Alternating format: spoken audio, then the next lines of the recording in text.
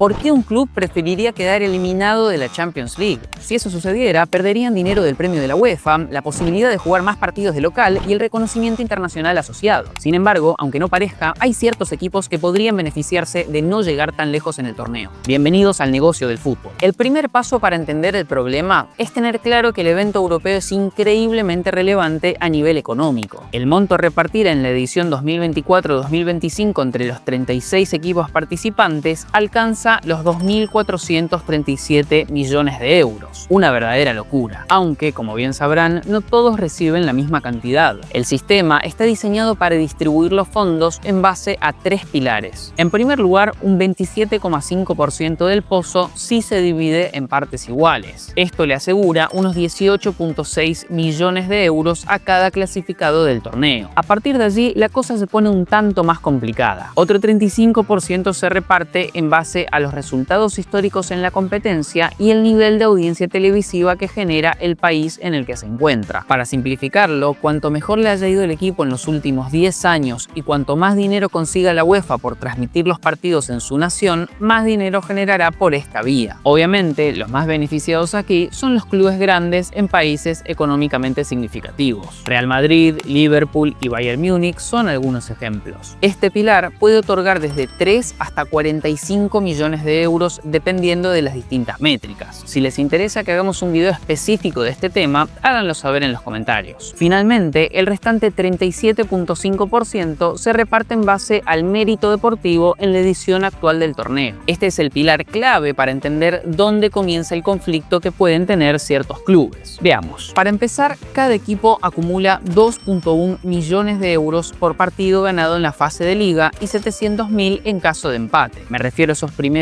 8 encuentros que definen la tabla general. El mejor resultado de la edición 24-25 lo tuvo el Liverpool, ganando 7 partidos y asegurándose 14,7 millones de euros. Por encima de eso, también se retribuye la posición final que obtengan en la tabla al cabo de las 8 fechas. Cada puesto ganado significan 300.000 euros extra. Es decir, quien finalice en la posición número 36 se llevará 300.000. El que lo haga en la 35 conseguirá 600.000, el que lo haga en la 34 unos 900.000 y así siguiendo hasta el primero, que acumulará 10,8 millones de euros. Otra vez, el Liverpool es quien encabeza esta lista y se llevará esa cifra.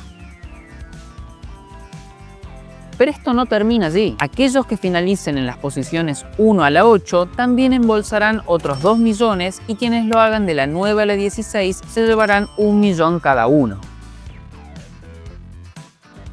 Con lo cual, si tenemos en cuenta el dinero por partidos ganados, más la posición en la tabla y estos 2 millones extra, el club de Anfield alcanza un total de 27,5 millones de euros. Y aún no dijimos una palabra acerca de lo que ocurre en las siguientes fases. Meterse en los octavos de final asegura otros 11 millones de euros, con lo cual una buena performance en los primeros 8 partidos puede asegurar hasta 40 millones. A partir de allí, cada ronda otorga dinero extra, 12,5 millones por los cuartos de final, 15 millones por la semifinal y 18,5 millones para aquellos que disputan el partido definitorio. El que lo gane se llevará otros 6,5 millones y la posibilidad de jugar la Supercopa. Este partido, frente al campeón de la Europa League, asegura 4 millones a ambos y otorga 1 millón extra al ganador, con lo cual, únicamente por mérito deportivo, sin tener en cuenta lo que se otorga en partes iguales ni el pilar histórico, un equipo podría ganar hasta 100 millones de euros. Lo que nos devuelve a la pregunta inicial: ¿qué club preferiría perder y no cobrar semejante cantidad de dinero? Ninguno, sobre todo aquellos que se encuentran en ligas más pequeñas como la belga, la portuguesa o la de Países Bajos. Estos equipos dependen considerablemente más de los premios de la UEFA. El Benfica de Portugal, por ejemplo, recibió 74 millones por alcanzar los cuartos de final de la Champions en la temporada 22-23 y representó el 38% del total de sus ingresos. Fue más de lo que pudieron obtener a través del torneo local, sus sponsors o las entradas vendidas a lo largo de todo el año. El Real Madrid, en cambio, cobró 150 millones por salir campeón en 2024, pero significó apenas el 14% de los 1.073 millones que facturó en toda la temporada. Esa discrepancia en cuanto a la relevancia del pago europeo se debe justamente al tamaño de la liga en la que participa cada uno de estos clubes. Mientras que la Premier League repartió prácticamente 4.000 millones de euros entre los 20 equipos participantes en 2024 y la Liga de España lo hizo por 2.000 millones, la Primera Liga de Portugal otorgó apenas 198 millones. Es decir, un 5% lo de Inglaterra y un 10% lo de España. Sin embargo, los que más dependen del dinero de la Champions son aquellos que deben tener cuidado con ir demasiado lejos en la competencia. Para entender por qué, veamos el caso del Mónaco en 2017. Aquel año, este equipo ubicado en un país con apenas 39.000 habitantes y que promedia menos de 10.000 espectadores cada vez que juega de local, tomó por sorpresa a toda Europa. Los planetas se alinearon al comienzo de la temporada de 2016 y el fútbol comenzó a fluir dentro del campo de juego. Se convirtieron en los flamantes campeones de la Liga 1 de Francia, cortando una racha de 4 campeonatos consecutivos del PSG y alcanzaron la semifinal de la Champions League. Vencieron al Manchester City en octavos de final y al Borussia Dortmund en cuartos. Ni los propios dueños podían creerlo. La realidad es que tenían un equipo increíble. Subasic en el arco, Jemerson, Glick, Sidibé y Mendy en la defensa, Bakayoko, Fabinho, Lemar y Bernardo Silva en el medio campo y Mbappé y Falcao en el ataque.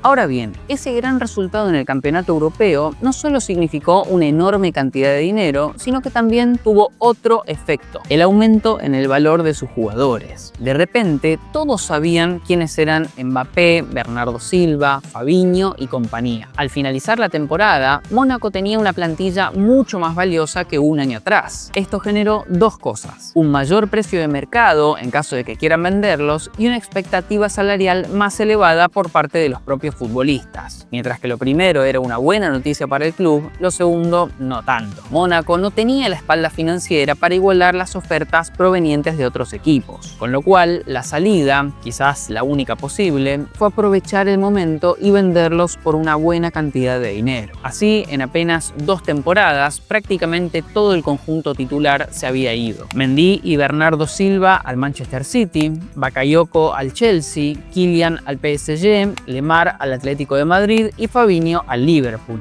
Solo la venta de Mbappé por 180 millones de euros superó ampliamente el premio que recibieron por llegar a las semifinales de la Champions League. En total, la institución registró ingresos por más de 500 millones a través de estas salidas. Una verdadera locura. Hasta aquí probablemente se sigan preguntando dónde está el problema. Ganaron la liga, llegaron a la semifinal de la máxima competencia continental y después hicieron un negocio increíble por jugadores que de todas maneras no iban a poder retener en el club. Bueno, para entenderlo, simplemente debemos mirar cómo siguieron las cosas a partir de allí. A la temporada siguiente, el PSG recuperó el trono en Francia y Mónaco ni siquiera superó la fase de grupos en Champions. Un año más tarde, no solo no clasificó al torneo europeo, sino que finalizó la liga en la posición número 17, al borde del descenso. El desarmado de la plantilla fue tan grande que, aún habiendo hecho importantes incorporaciones, no lograron mantener el nivel deportivo. Y lo de Mónaco no fue un caso aislado. Más cerca en el tiempo tenemos el caso del Ajax. Llegaron a la semifinal de la Champions en 2019, ganándole al Real Madrid en octavos y a la Juventus de Cristiano en cuartos. Eso hizo que emerjan figuras como De Ligt y De Jong que, una vez terminada la competencia, encontraron su lugar en el Barcelona y en la Juventus respectivamente. Al año siguiente, el equipo no consiguió pasar la fase de grupos. De nuevo, el problema reside en la dificultad para retener a los jugadores. No hay forma de que los clubes pequeños puedan igualar el gasto que hacen los grandes. Miren la brecha que existe con respecto a cuánto pagan en salarios los 16 equipos que llegaron a octavos de final en la edición 2024-2025.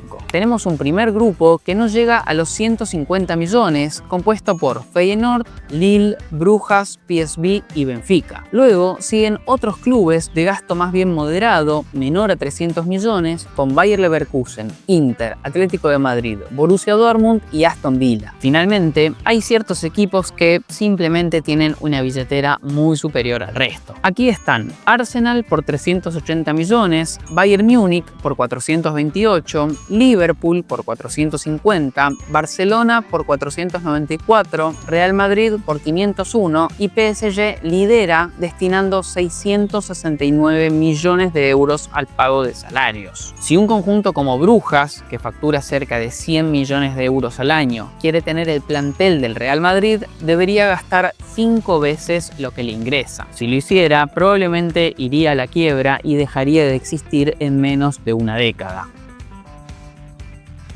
A partir de estas restricciones de presupuesto, que parecen insalvables al menos en el corto plazo, los clubes pequeños pasaron a dedicarse a otra cosa, por así decirlo. Está más que claro que todos quieren ganar trofeos y ninguno rechazaría la oportunidad de jugar una final de Champions League, pero las prioridades son distintas. Las grandes potencias viven principalmente de lo que ingresa a través de sus acuerdos de sponsoreo. Real Madrid, por ejemplo, obtiene más dinero a través de las marcas que aparecen en su camiseta que por el premio de la UEFA y el de la Liga combinados. Para que su negocio siga creciendo, el objetivo deportivo tiene que ser salir campeones. Y si quieren lograr eso, lo que deben hacer no es vender a los mejores jugadores, sino comprarlos. Los más pequeños, en cambio, tienen un modelo diferente. La principal fuente de ingresos no son los sponsors, sino el premio de la UEFA y la venta de jugadores. El gran problema es que, como vimos antes, estos objetivos se afectan negativamente entre sí. Dejar ir futbolistas baja el nivel deportivo, lo que impacta en la probabilidad de un buen resultado en el plano europeo, limitando el futuro valor de sus jugadores, ya que este viene dado justamente por el buen rendimiento en Champions. Por lo que estos clubes deben navegar una línea muy delgada. Tienen que buscar buenos resultados para cobrar los premios y valorizar a sus jugadores, pero cuidando no desarmar al equipo para volver a ser competitivos al año siguiente. El truco está en que cuanto mejor les vaya, mayor será la oportunidad y tentación de vender a esas estrellas. En un punto es como hacer crecer un árbol y tener que tomar la decisión de cuántas ramas cortar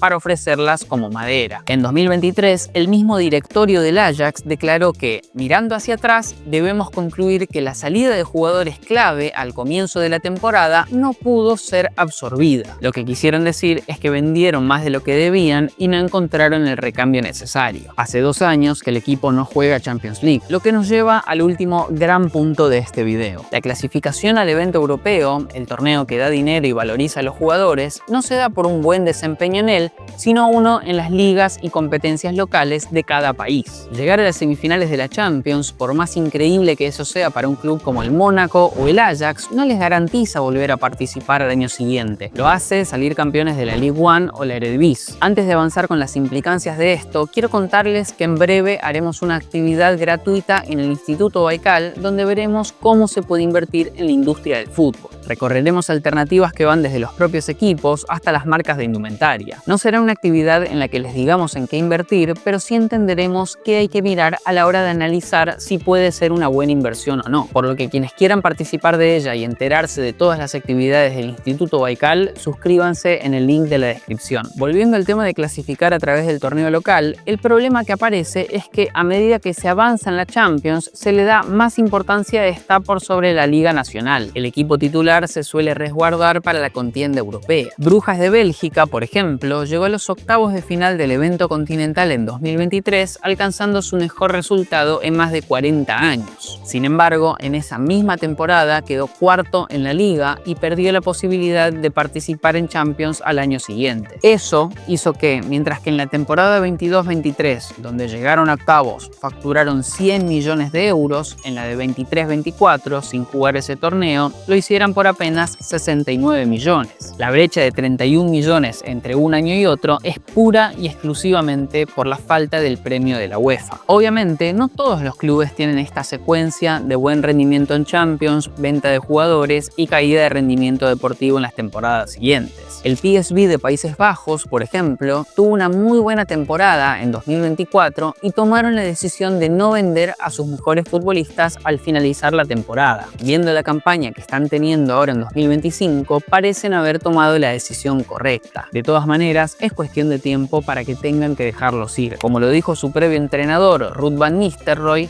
llega un momento en el que no puedes decir más que no, haciendo referencia a que deberán vender futbolistas. Por lo que, así como el tío Ben le dijo a Peter Parker que un gran poder conlleva una gran responsabilidad, podríamos decir que un gran resultado en Champions conlleva al menos una gran gestión de la plantilla en las temporadas siguientes. No olviden suscribirse y cualquier comentario que quieran hacer los vamos a leer. Nos vemos la próxima.